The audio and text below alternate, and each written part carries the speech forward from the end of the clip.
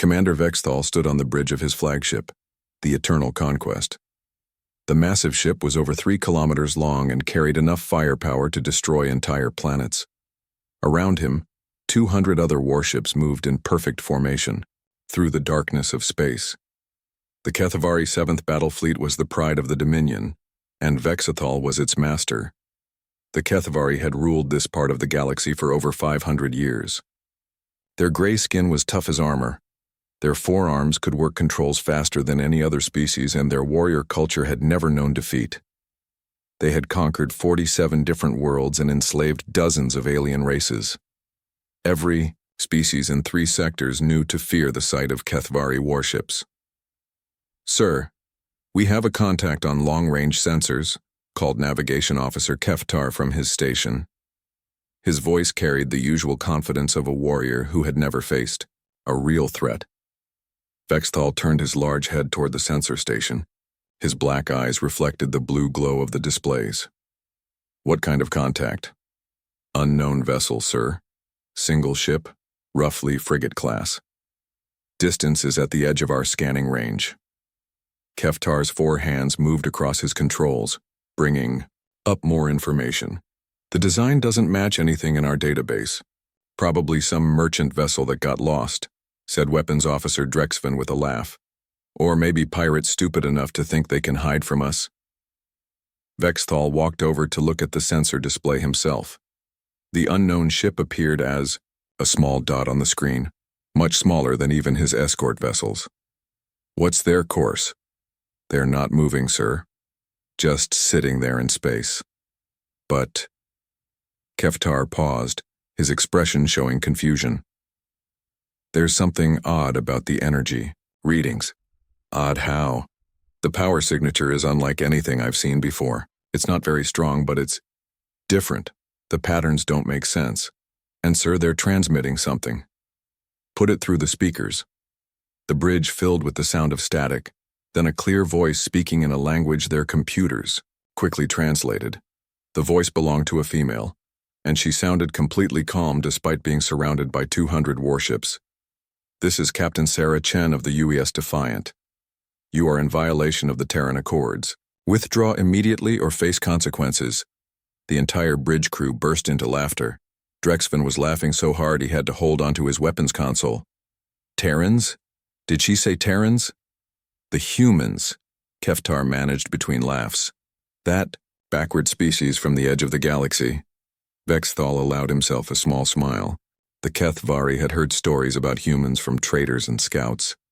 They were described as a young species that had barely learned to travel between stars.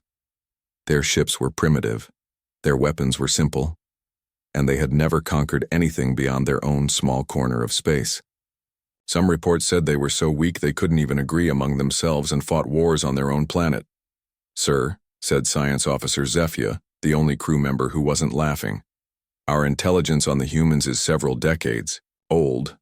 Perhaps we should be cautious." Drexven stopped laughing long enough to respond. "Cautious? It's one tiny ship against our entire fleet. What could they possibly do to us?" Vexthal studied the sensor display more carefully. The human ship was indeed small, probably carrying no more than 50 crew members. His flagship alone had a crew of 5,000, and the entire fleet carried over 500,000 Kethavari warriors. "What kind of weapons are they showing?" "That's the strange part, sir," Keftar replied. "I'm not detecting any weapons at all. No energy cannons, no missile tubes, no particle beams, nothing." "Maybe they're hidden somehow," suggested Drexven. "Some kind of stealth technology." "Our scanners can detect stealth systems," Zephia said, quietly. "If there were weapons there, we would see them." Vexthal nodded. The Kethavari had conquered species with much more advanced technology than anything the humans were supposed to have. Their sensors could see through any known form of camouflage or shielding. If the human ship had no visible weapons, then it really had no weapons. The transmission repeated. "This is Captain Sarah Chen of the UES Defiant.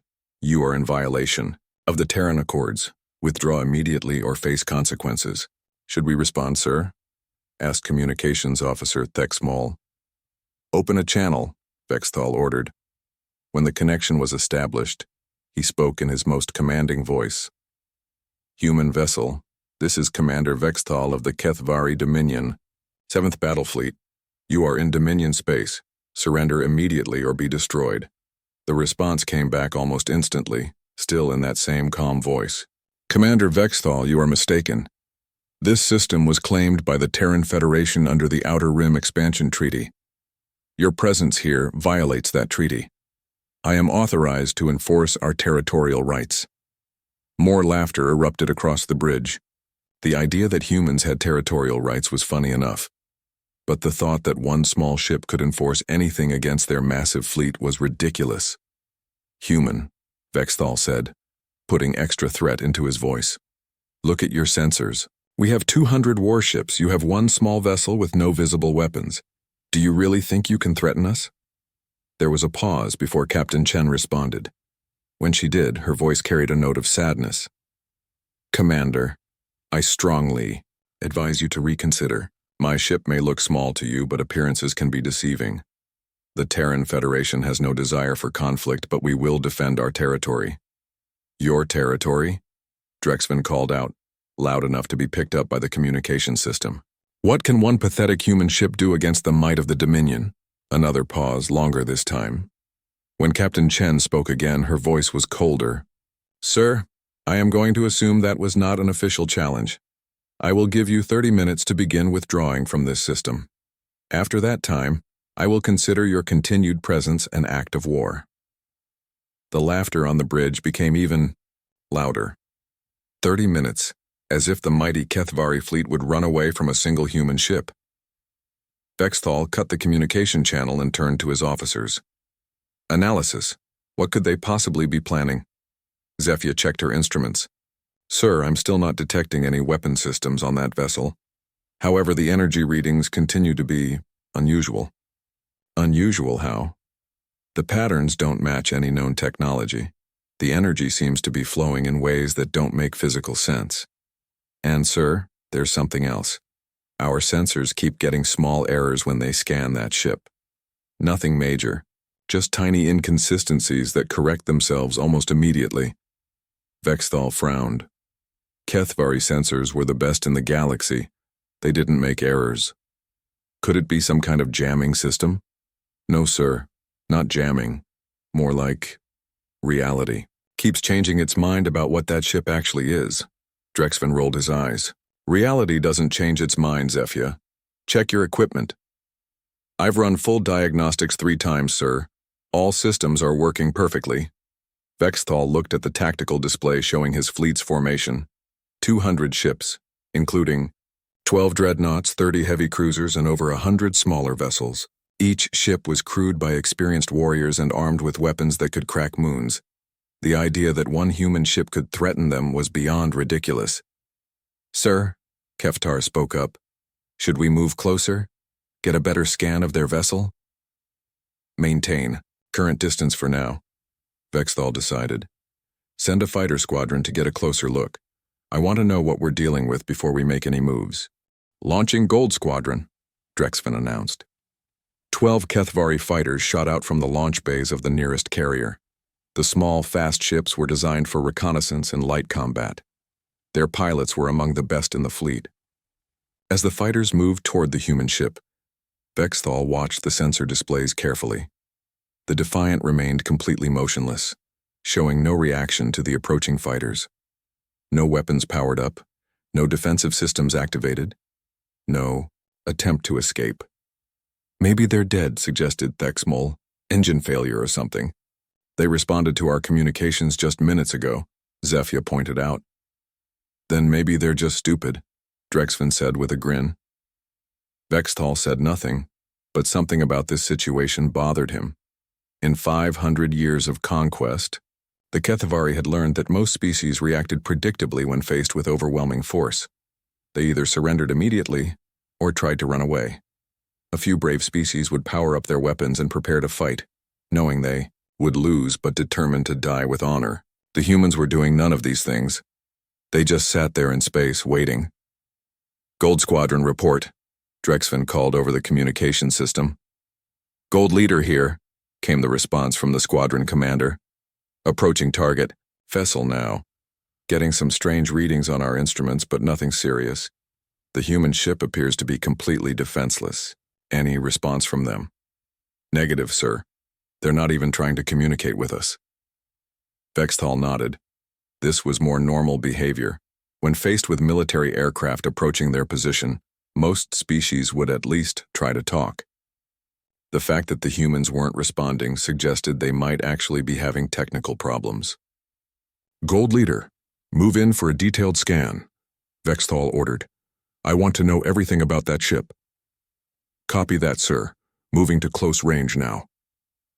On the tactical display, the 12 fighters formed up and approached the human vessel. At this distance, their sensors should be able to see inside the ship and identify exactly what kind of threat it represented. "Sir," Gold Leader's voice came back, but now it sounded confused. "We're getting some very odd readings here. The ship appears to be...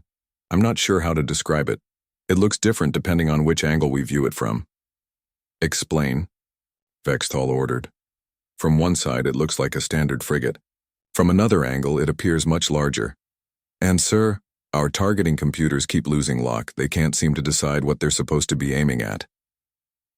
Zefia looked up from her science station, her face showing concern. "Sir, I'm detecting the same anomalies from here. That ship is showing impossible sensor readings." "There's no such thing as impossible sensor readings," Drexfin said firmly. "Either something is there or it isn't." "In this case, sir, it appears to be both." Vexthal felt the first small touch of unease.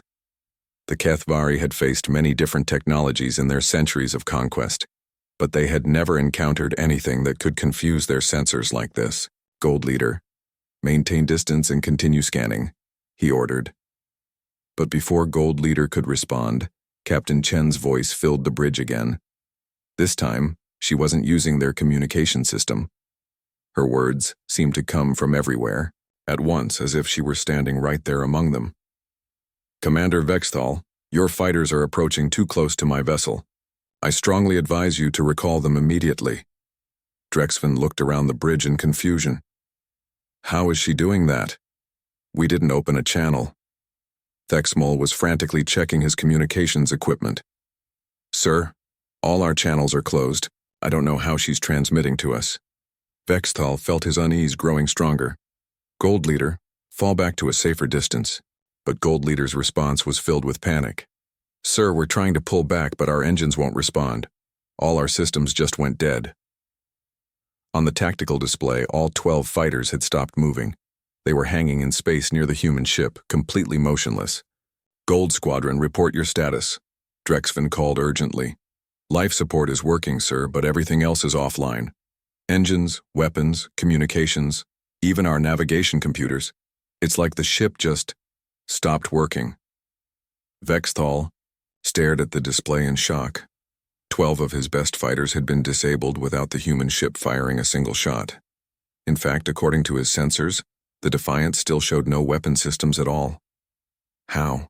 he whispered. Captain Chen's voice filled the bridge again, still coming from everywhere and nowhere. "Your pilots are safe, Commander. Their ships will be restored to full function once you begin withdrawing from this system. This is your final warning." For the first time in his military career, Commander Vexthal of the Kethvari Dominion felt something he had never experienced before. Fear of an enemy he didn't understand. The bridge of the Eternal Conquest had fallen silent. Every officer stared at the tactical display showing 12 disabled fighters floating helplessly near the human ship. The laughter from minutes before seemed like it had happened in another lifetime. Commander Vexthal gripped the railing around his command platform. His four hands were shaking slightly, though he tried to hide it from his crew. In 300 years of military service, he had never seen anything like this. Ships didn't just stop working. There had to be an explanation. "Zefia," he called, to his science officer. "Analysis. How did they disable our fighters?" The young female looked up from her instruments, her face pale. "Sir, I've been scanning continuously since the fighters went dead. The human ship has not emitted any energy discharges, electromagnetic pulses, or particle beams. As far as our sensors can tell, they did absolutely nothing." That's impossible, Drexven protested. You can't disable a ship without doing something to it. I know it's impossible, sir. But that's what happened. Vexthal walked over to the communications station. Gold Leader, can you give me more details about what happened? Gold Leader's voice came through clearly, though his ship was completely powerless. Sir, we were approaching for a closer scan when suddenly every system on my ship just turned off. Not damaged, not overloaded, just off, like someone flipped a switch. What about the other fighters? Same thing, sir. All 12 of us lost. Power at exactly the same moment. But here's the weird part. Life support kept working. The lights are on, the air is clean, temperature is perfect. It's like whatever did this to us wanted to make sure we stayed alive. That detail sent a chill through Vexthal. An enemy that could disable ships but chose to keep the crews alive was either very merciful or very confident. Neither possibility was comforting. Sir, called Keftar from the navigation station, the human ship is moving. Everyone turned to look at the main display. The Defiant was indeed moving, but not in any way they expected. Instead of turning or accelerating like a normal ship, it simply appeared in a different location. One moment it was next to the disabled fighters, the next moment it was several kilometers away. Did anyone see it move? Vexithal asked. No, sir, Keftar replied, his voice confused. It was just suddenly somewhere else. Maybe it has some kind of teleportation technology, suggested Drexven, though he sounded less confident than before. Our sensors would detect energy signatures from any known teleportation system, Zephia said. This ship continues to operate outside the laws of physics as we understand them. Vexthal made a decision. He couldn't let one mysterious ship intimidate his entire fleet, no matter how strange its technology seemed. Battle stations. All ships prepare for combat. Alarms began sounding throughout the fleet. 200 warships powered up their weapons and shields. The smaller vessels moved into attack formation, while the dreadnoughts prepared their main guns. It was enough firepower to destroy everything in the star system. Sir, Thexmol said, quietly, should we try to negotiate? Maybe we can learn more about their technology. The time for talk is over, Vexthal replied. They've disabled our fighters and refused our demands. We respond with strength. Captain Chen's voice filled the bridge again, still coming from everywhere at once. Commander, I can see your ships powering weapons. This is not wise. How are you broadcasting to us? Vexthal demanded. Does it matter? What matters is that you're about to make a terrible mistake. My government sent me here to maintain peace, not to fight. But if you force combat, I will defend this system. 1 ship against 200, Drexven called out. You cannot win. There was a pause before Captain Chen responded, and when she did, her voice carried a note of sadness. Victory isn't about numbers, Commander, it's about understanding, and you don't understand what you're facing. Then enlighten us, Vexthal challenged.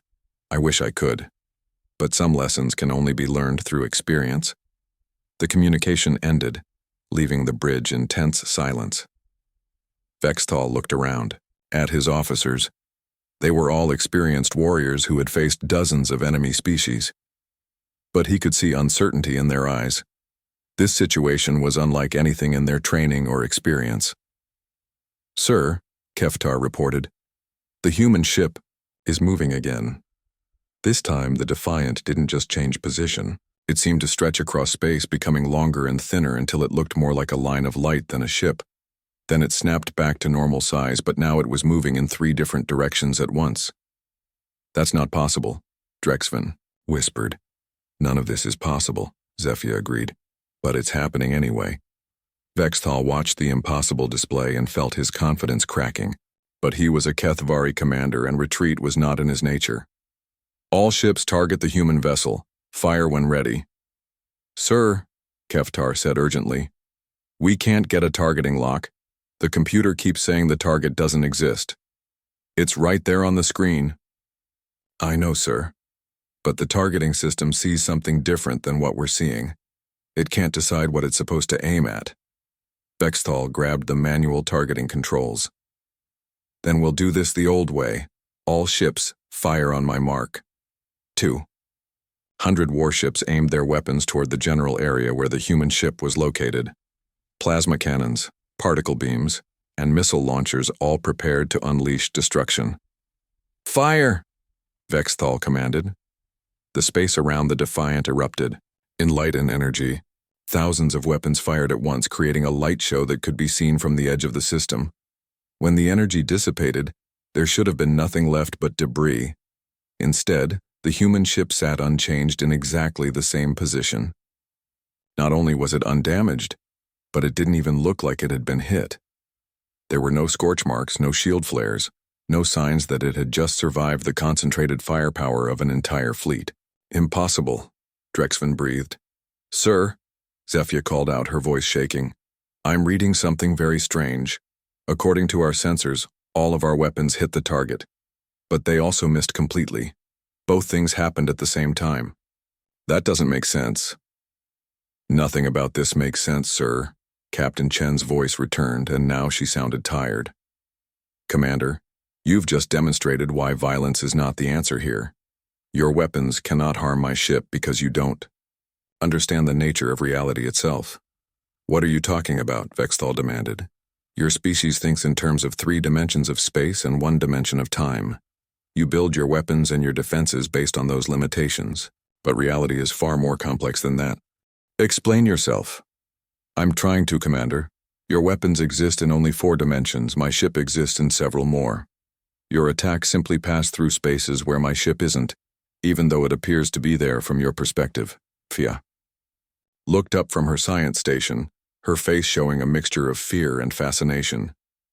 "Sir, if what she's saying is true, then they have technology that operates in higher dimensions. That would explain all the impossible sensor readings." Vexthal felt his world beginning to crumble. The Kethavari had built their empire on superior technology and tactics. But what good were superior weapons if the enemy existed in dimensions you couldn't even reach? "You're lying," he said, but his voice lacked conviction. "Commander, I wish I were. It would make this situation much simpler."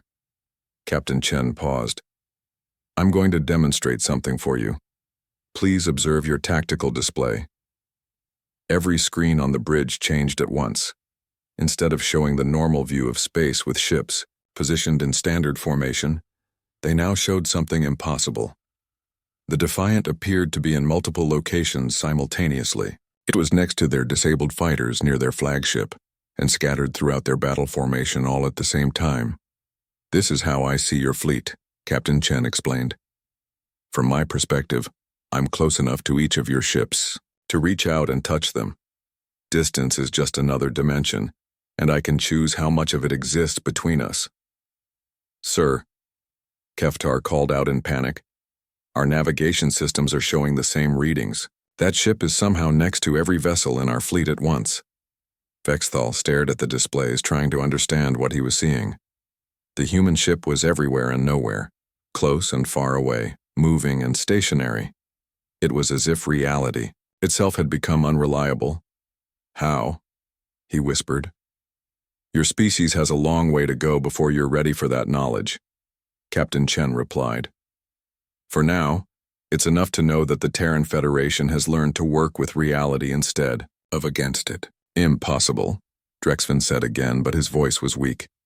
"Commander," Captain Chen continued, "I'm going to restore your fighters to full function now. Consider it a gesture of good faith. But I need you to understand something very important.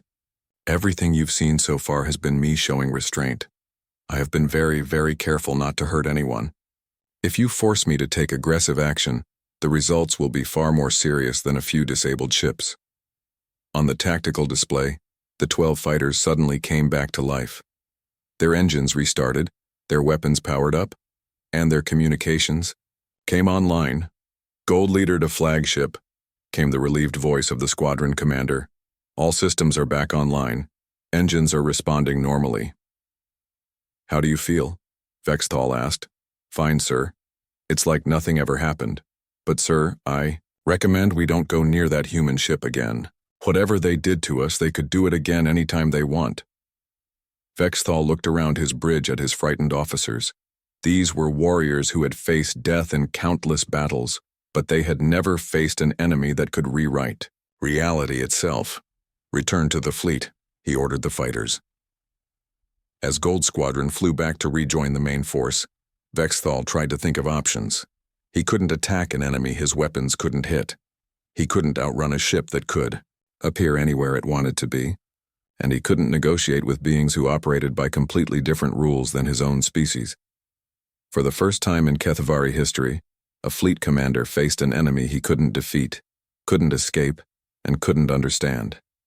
"Captain Chen," he said finally, "what do you want from us?" "Only what I asked for in the beginning, Commander. Leave this system. Go back to your own territory. Pretend this encounter never happened." "And if we refuse?" There was a long silence before Captain Chen answered. When she did, her voice was filled with regret. "Then I'll have to show you what human weapons can actually do." Commander Vexthal stood in the center of his bridge, surrounded by officers who looked to him for answers he didn't have. The human ship hung in space before them like a puzzle that couldn't be solved. Every military principle he had learned in 3 centuries of service told him to retreat, but his pride as a Kethavari warrior wouldn't let him run from a single enemy vessel. "Sir," Drexven said quietly, "perhaps we should consider a strategic withdrawal. We can return with a larger force, maybe find a way to counter their technology."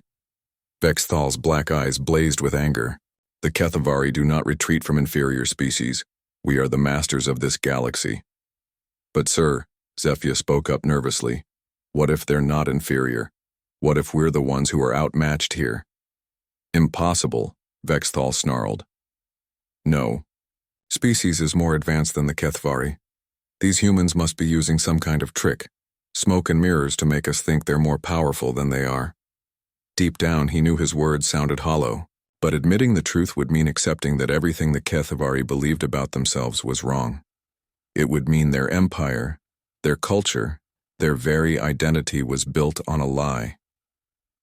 "Commander," Captain Chen's voice filled the bridge again, "I can sense your internal struggle. Pride is a difficult thing to overcome, but sometimes wisdom means knowing when not to fight." "You know nothing about Kethavari pride," Vexthal shouted.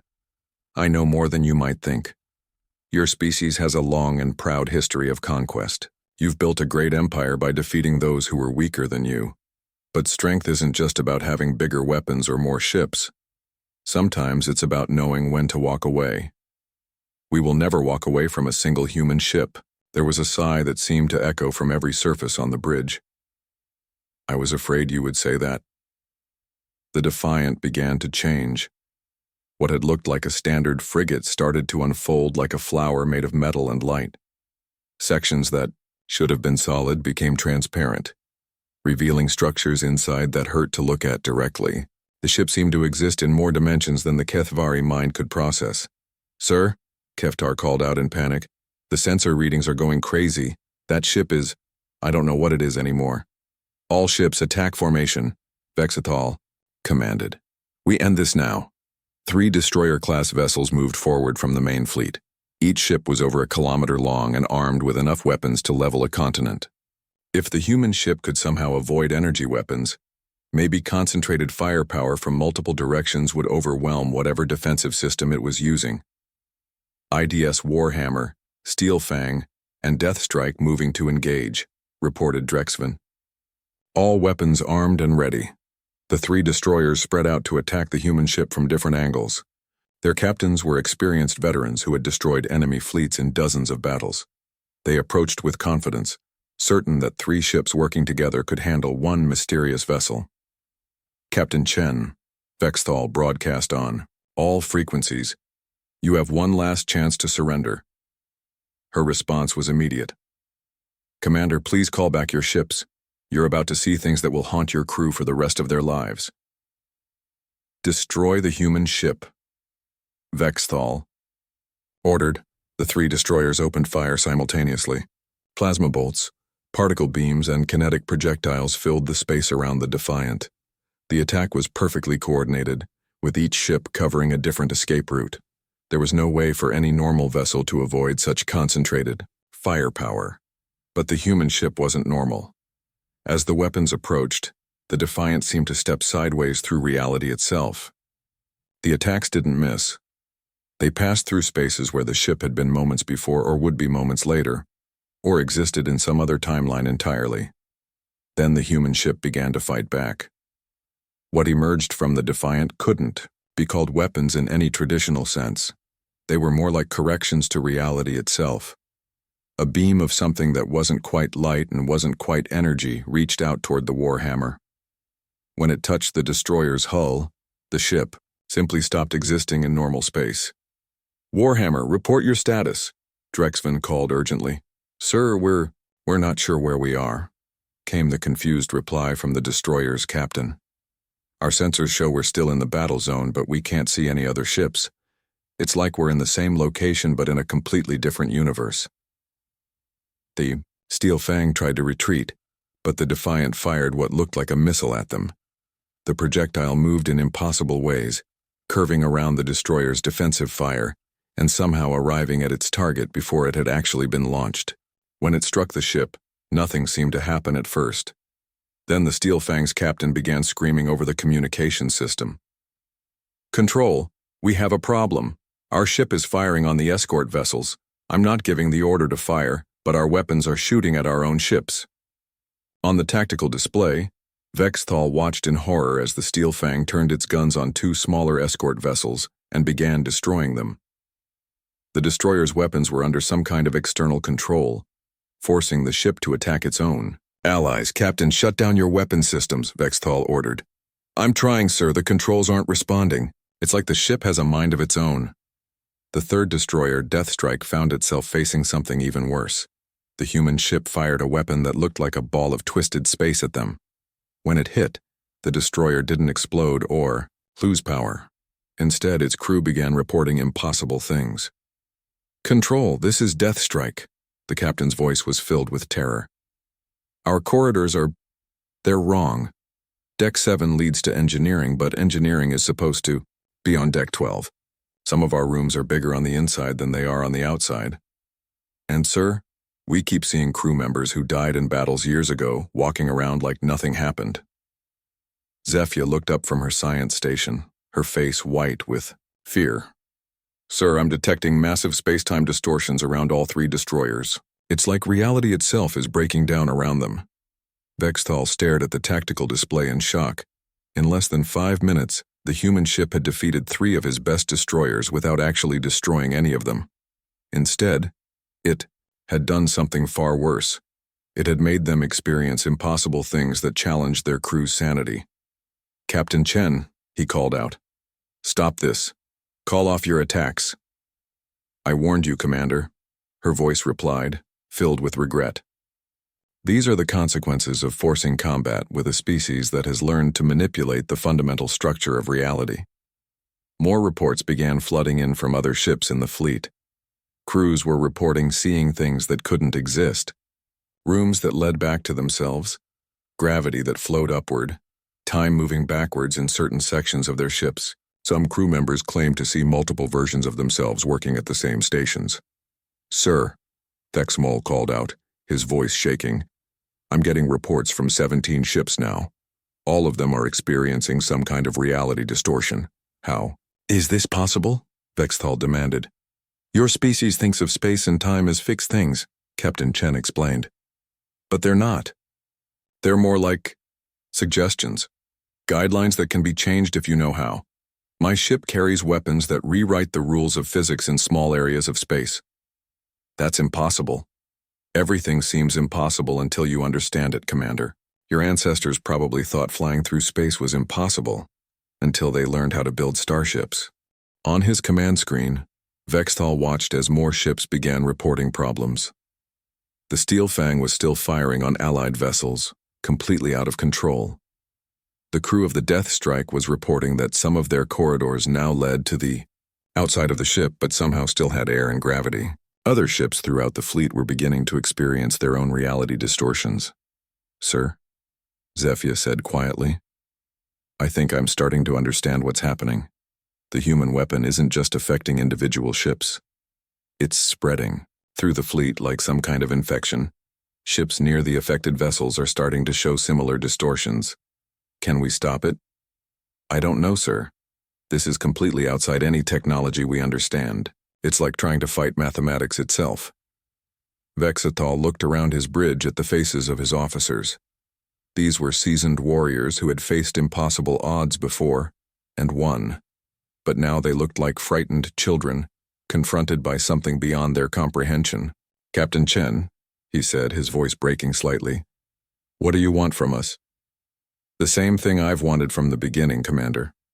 Leave this system. Take your fleet and go home. I'll restore your ships to normal space-time once you begin withdrawing. And if we refuse, then things will get much worse. What you've seen so far is just the beginning. I have weapons that can make your entire fleet exist in different time periods simultaneously. I can turn your ships inside out without breaking their hulls. I can make your crew experience every possible version of reality at the same time. No, Bridge fell silent except for the continuing reports of impossible events throughout the fleet. Vexthal realized he was facing a choice that no Kethvari commander had ever had to make. Surrender to a superior enemy, or watch his entire fleet descend into madness. Sir, Drexven whispered, maybe we should consider her offer. Our weapons can't touch her ship and she's tearing our fleet apart without even trying. The Kethvari do not surrender, Vexthal snarled, but his voice lacked its earlier confidence. Then, you don't have to call it surrender, Captain Chen said gently. Call it a strategic withdrawal. Call it a temporary retreat. Call it whatever you need to call it to save your pride. But Commander, I'm begging you. Don't make me show you what human weapons can really do when we stop holding back. Vexathal stared at the impossible human ship floating in space before his fleet. For the first time in his long military career, he was truly afraid. Dr. Zephia had not slept in 18 hours. While the rest of the bridge crew struggled to maintain their sanity in the face of impossible events, she had buried herself in sensor data and scientific analysis. The readings from the human ship made no sense according to any known laws of physics, but she was determined to find some explanation. Commander, she called out to Vexathal, who was slumped in his command chair looking older than his 400 years. I need to show you something. Vexathal looked up with tired eyes. Around them, the bridge crew continued to monitor a fleet that was slowly going insane. Reports kept coming in from ships experiencing reality distortions that were spreading, like a plague through their formation. What is it, Zephia? Sir, I've been analyzing all the sensor data we've collected since we first detected the human ship. I think I know what we're dealing with. Explain. Zephia moved to the main display and brought up a complex diagram showing energy patterns and spatial measurements. Sir, the human ship isn't just using advanced technology. It's operating according to completely different laws of physics. That's impossible. The laws of physics are universal. That's what we always believed, sir. But look at this data. She highlighted several sections of the readout. The human vessel exists in a state of quantum superposition. It's simultaneously in multiple locations and states until the moment of interaction, when it collapses into whatever reality is most advantageous for it. Drexven looked over from his weapons station, confusion written across his face. What does that mean in simple terms? It means, sir, that the human ship doesn't just move through space and time. It chooses which space and time to exist in. When we fired our weapons, they hit the ship in some realities but missed it in others. The humans simply chose to exist in the realities where our attacks failed. Commander Vexthal stood up slowly, his forearms trembling slightly. Are you saying they can control reality itself? Not control it, sir. Work with it. From what I can tell, they've learned to exist in harmony with the quantum nature of the universe. Instead of forcing reality to obey their technology, they've built technology that flows with the natural flexibility of space and time. That's... Vexthal stopped, unable to find words for what that meant. Revolutionary, sir. It means they've moved beyond our understanding of science entirely. While we've been building bigger guns and stronger shields, they've been learning to rewrite the rules of existence itself. A new voice joined the conversation. Captain Chen speaking directly into their minds without using any communication system they could detect. Dr. Zephia is quite perceptive, the human said. Your species has great potential for scientific advancement. It's unfortunate that you've chosen to focus that potential on conquest instead of understanding. How are you speaking directly into our thoughts? Zephyr asked, her scientific curiosity overcoming her fear. Consciousness exists in quantum space, Doctor. Once you learn to navigate higher dimensions, speaking mind to mind becomes as simple as speaking face to face. Show me, Zephyr said eagerly. Please, I need to understand how this works. There was a pause, and then suddenly, Zephyr's mind was filled with images and concepts that her brain could barely process. She saw space and time as living things that could be shaped and molded. She glimpsed dimensions beyond the normal three, where distance and causality were just suggestions that could be politely ignored. For a brief moment, she understood how the universe really worked at its deepest level. Then the vision stopped, and she collapsed into her chair, tears streaming down her face. Doctor, Vexthal rushed to her side. What happened? I saw it, she whispered. I saw how they do it, Commander. We're not just outmatched.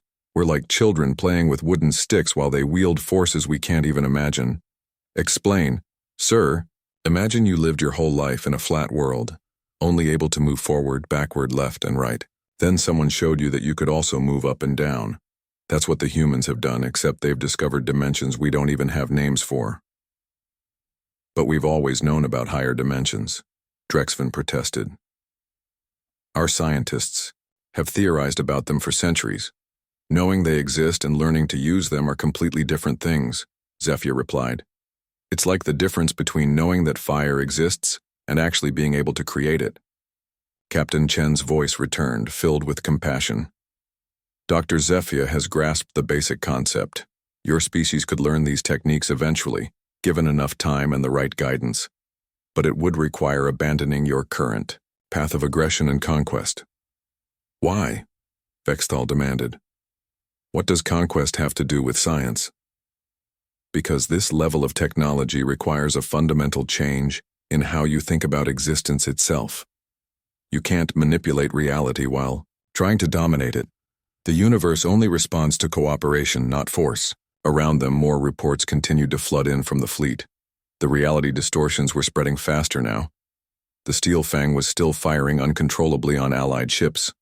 The crew of the Death Strike reported that some of their corridors had become infinite loops. Crew members could walk for hours without reaching the end of a hallway that should have taken 30 seconds to traverse. Sir, Keftar called out, panic in his voice.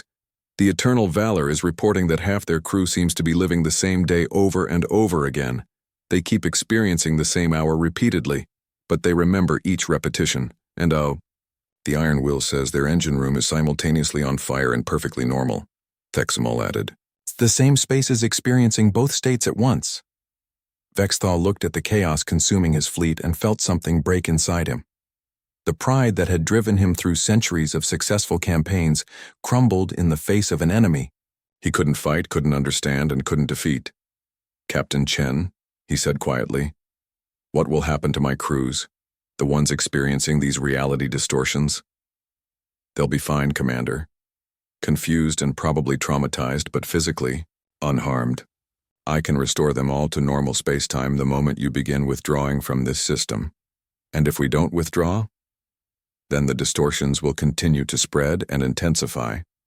Eventually, your entire fleet will exist in so many different realities simultaneously that your crews will lose the ability to distinguish between what's real and what isn't.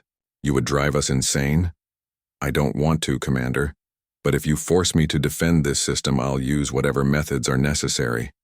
The choice is yours. Vexthal walked to the main viewport and stared out at his fleet. 200 ships, the pride of the Kethvari Dominion, were being systematically defeated by a single vessel using weapons he couldn't comprehend. Some of his ships were attacking their own allies. Others were trapped in temporal loops or spatial distortions that made normal operations impossible. Sir, Zephyr said softly, there's something else you need to know. What? I don't think Captain Chen is even trying very hard. The energy readings from her ship suggest she's using only a tiny fraction of her available power. How can you tell? The quantum fluctuations, sir. If she were operating at full capacity, The distortions around her ship would be much more intense. It's like she's barely touching the controls of a machine that could reshape entire star systems.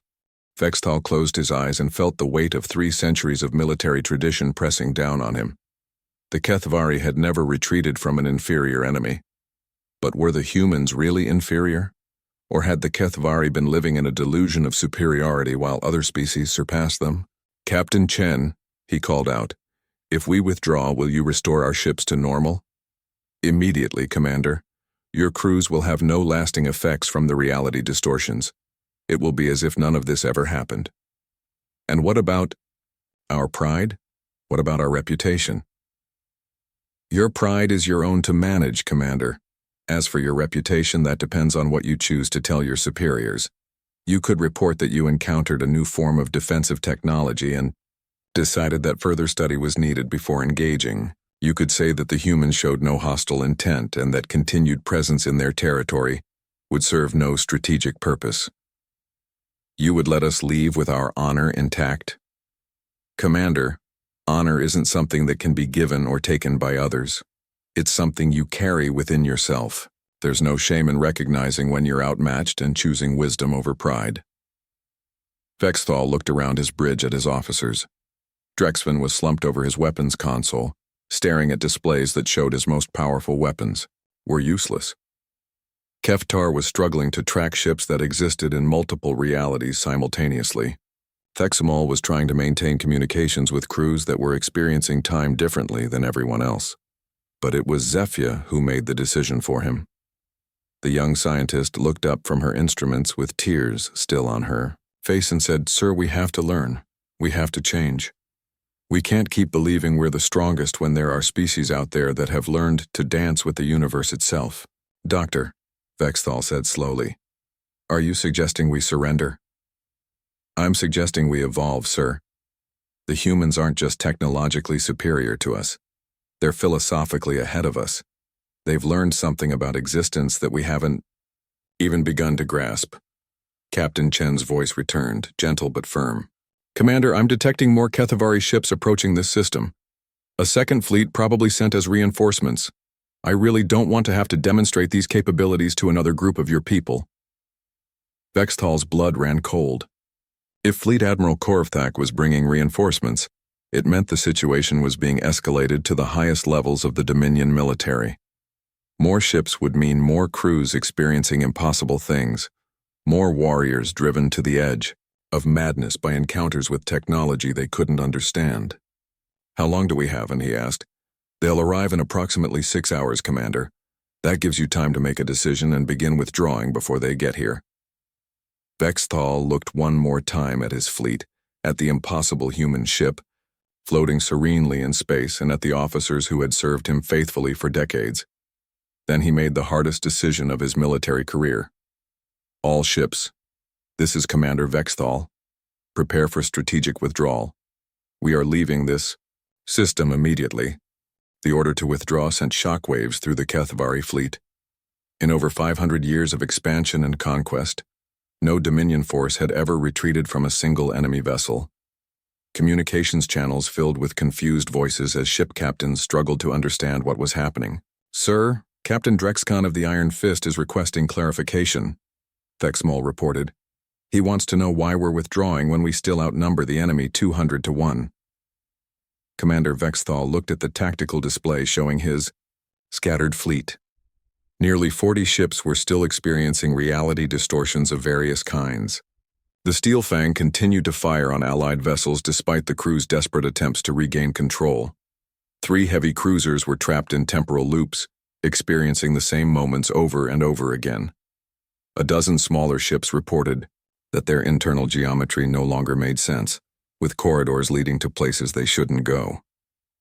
"Tell Captain Drexkin that he's free to continue the engagement alone if he wishes," Vexthal replied. "But this fleet is withdrawing. Sir, he's requesting permission to take command of the fleet if you're unwilling to continue fighting." Vexthal almost laughed. In normal circumstances, such insubordination would result in a court-martial. But these weren't normal circumstances. "Grant his request. Transfer command authority to Captain Drexcon. Let him learn the same lessons we've learned." As if summoned by his words, Captain Chen's voice filled the bridge once more. Commander, Vextal, I can hear the dissent in your fleet. Would it help if I demonstrated what happens when someone refuses to accept reality? What do you mean? Your Captain Drexkan seems determined to continue this fight. Perhaps a practical demonstration would convince your other officers that withdrawal is the wise choice. On the tactical display, the Iron Fist was breaking formation and moving toward the human ship. The heavy cruiser was impressive by Kethvari standards, over 2 kilometers long, armed with enough firepower to destroy a small moon, and crewed by some of the most experienced warriors in the fleet. Iron Fist, this is flagship, Vexthal called. Return to formation immediately. Negative, flagship, Captain Drexkan's arrogant voice replied. I refuse to retreat from a single primitive vessel. The Iron Fist will show these humans what Kethavari strength really means. Captain, you don't understand what you're facing. I understand perfectly, Commander. I see a fleet of cowards being intimidated by smoke and mirrors. Iron Fist out. The heavy cruiser accelerated toward the Defiant, all weapons charged and ready. Captain Drexicon had been one of the Dominion's most successful commanders, famous for his aggressive tactics and refusal to accept defeat. He had never met an enemy he couldn't overcome through superior firepower and sheer determination. This is going to be hard to watch, Captain Chen said sadly. The Iron Fist opened fire when it reached optimal weapons range. Every cannon, every missile launcher, every energy weapon on the ship discharged at once. The barrage was so intense that it created a miniature star for a few seconds, bright enough to be seen from neighboring systems. When the light faded, the Defiant remained exactly where it had been, completely undamaged. But something had happened to the Iron Fist. Iron Fist, report your status, Drexvan called from the weapons station. The response came in Captain Drexkan's voice, but it sounded wrong somehow, confused and frightened. Control, we have a problem. A big problem. Explain. Our ship is bigger than it was before, much bigger. The corridors stretch on forever, and some of the rooms have become vast spaces that you could fit entire cities inside. But that's not the worst part. What's the worst part? Vexthal asked, though he wasn't sure he wanted to know. Sir, we're not alone on this ship anymore. There are other versions of ourselves here. I can see myself from different timelines walking the corridors. Some of them are versions where I made different decisions, where I chose different paths in life. I just met myself from a timeline where I became a scientist instead of a warrior. That's impossible. I know it's impossible, sir. But I'm talking to him right now. He's telling me about discoveries he made, about peaceful first contacts with alien species, about a version of the Kethvari Dominion that explores instead of conquers. Zefia looked up from her science station, her face pale. Sir, I'm reading massive dimensional distortions around the Iron Fist. It appears to exist in multiple realities simultaneously. The human weapon has forced the ship to experience every possible version of itself at the same time. Can we help them? I don't think so, sir. This is beyond our ability to understand, much less fix. Captain Drexkan's voice came back over the communication system, but now he was crying. Commander, I can see what we could have been. I can see versions of our species that chose exploration over conquest, cooperation over domination. I can see Kethvari scientists working alongside humans and dozens of other species, sharing knowledge, building wonders that span entire galaxies. Captain, focus on your current situation. Can you regain control of your ship? I don't want to regain control, sir. I want to stay here and learn from these other versions of myself. The scientist version of me has shown me equations that describe how reality works at its deepest level. The explorer version has told me about wonders beyond imagination. The philosopher version has explained concepts that make our entire culture seem primitive. More reports began coming in from other ships in the fleet. Those crews that had been experiencing reality distortions were now seeing similar visions. They were witnessing alternate versions of themselves, alternate histories where the Kethvari had chosen different paths. Sir, Keftar called out, his voice shaking. I'm getting reports from 37 ships now. Their crews are all seeing the same thing. Versions of themselves from timelines where we never became conquerors. Captain Chen, Vexthal said desperately. "What have you done to them?" "I've shown them the truth, Commander. Reality isn't just one timeline, one set of choices, one way of being. It's infinite possibilities existing simultaneously. Your crews are seeing what they could have become if they had made different choices." "Is this some kind of punishment?" "It's education. The hardest lesson anyone can learn. That the path you've chosen isn't the only path available. Your people have convinced themselves that conquest and domination are natural laws. But they're just choices, and choices can be changed." On the tactical display, more Kethvari ships were beginning to drift away from their formation, not fleeing but simply stopping their aggressive posture as their crews became absorbed in visions of alternate realities. "Sir," Drexven said quietly, "maybe we should listen to what they're seeing." "What do you mean?" "I mean, what if the humans are right? What if there is a better way to exist than constant warfare and conquest?" Vexthal stared at his weapons officer in shock. Drexven had been with him for over 50 years, through dozens of successful campaigns. He was as dedicated a warrior as any in the fleet. To hear him questioning the fundamental principles of Kethvari society was like hearing gravity debate its own necessity. "You can't be serious." "Sir, look at what we're facing. A single ship that can defeat our entire fleet without firing a shot in anger. Technology that makes our most advanced weapons look like stone knives. And they're not using it to conquer or destroy. They're using it to teach." Captain Chen's voice returned, gentler now. "Commander Vexthal, your reinforcement fleet will arrive soon. I can detect them at the edge of the system. I really don't want to have to subject more of your people to these revelations. What do you want from us? Leave. Take your fleet home. Tell your superiors that you encountered something beyond your current understanding.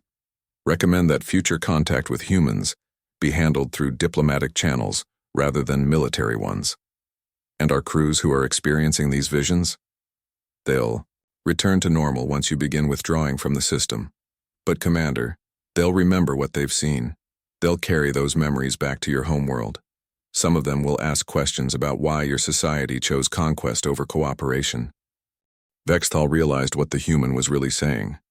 This encounter wouldn't just end with his retreat. It would plant seeds of change throughout the Kethvari dominion. Crews would return home with stories of alternate realities where their species had chosen different paths. Scientists like Zephyr would become obsessed with understanding human technology. Philosophers would question the assumptions their society had built itself upon. "You're trying to change us," he said. "I'm showing you that change is possible," Captain Chen corrected. "What your people do with that knowledge is up to them." The reinforcement fleet appeared on long-range sensors, another 100 ships, under the command of Fleet Admiral Korvthak. Vexthal knew the Admiral well.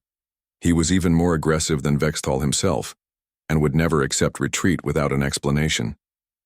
"Captain Chen, if Admiral Korvthak refuses to withdraw, what will you do?" "The same thing I did with your fleet, Commander. I'll show them the truth about reality and let them decide what to do with it. Even if it drives them insane? Sanity is just another choice, Commander. Your people define sanity as accepting the reality you've always known. But what if that reality is just one option among infinite possibilities? Is it really insane to see beyond the boundaries your culture has imposed on itself?" Vexthal looked around his bridge one last time. His officers were staring at their instruments, many of them lost in thought about what they had witnessed. The reports from his fleet continued to describe impossible things, crews meeting alternate versions of themselves, seeing histories. That could have been experiencing realities where the Kethvari were explorers and teachers instead of conquerors and destroyers. "All ships," he announced on fleet-wide communications, "begin immediate withdrawal from this system. Set course for Dominion space." "Sir," Captain Drexcan's voice came back from the Iron Fist. "Permission to remain behind. I want to learn more from the humans." "Denied, Captain. Return to formation." "With respect, sir, I no longer recognize your authority to give me orders. I've seen what we could become, and I refuse to go back to what we were." Similar requests began coming in from other ships. Crews that had experienced the reality distortions were asking permission to stay and learn from the humans. Some were requesting asylum, others wanted to establish permanent contact, and a few were begging to be taught the science behind the impossible technology they had witnessed. Captain Chen's voice filled the communications channels, speaking to the entire fleet at once. To all Kethvari personnel who wish to remain and learn, you are welcome to do so. But understand that learning this knowledge will change you fundamentally. You cannot return to your old ways of thinking once you understand how reality really works. This is mutiny, Drexven whispered. No, Zephyr said softly. This is evolution. In the end, 17 ships chose to remain in the system. There, crews had seen too much to go back to their old lives.